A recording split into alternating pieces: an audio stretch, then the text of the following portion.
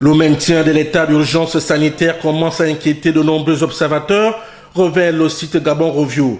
La crainte d'accoutumance susceptible de transformer le régime d'exception en régime de droit commun sont réelles.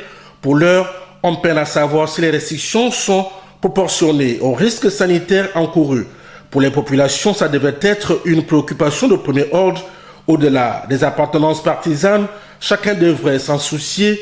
Depuis quelques jours, cette question revient. Concédée par le Parlement le 2 octobre dernier, les 45 jours d'état d'urgence sanitaire sont-ils arrivés à leur terme? Ont-ils été prorogés de façon tacite et sans autorisation du Parlement?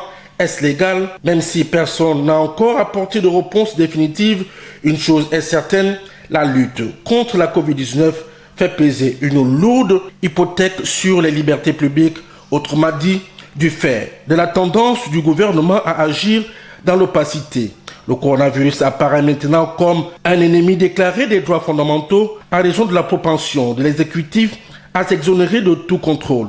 Il est désormais utilisé comme excuse à une interminable parenthèse de l'état de droit. En entendant les explications des pouvoirs publics, les démocrates et les républicains de tous bords ne peuvent sombrer dans la passivité.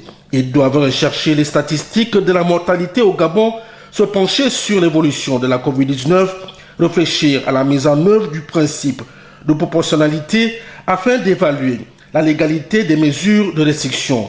En un mot, ils doivent refuser l'exagération pour exiger une gestion plus raisonnée et démocratique de la crise sanitaire. Faute de le faire, ils pourraient se faire complices d'une confiscation durable des libertés publiques.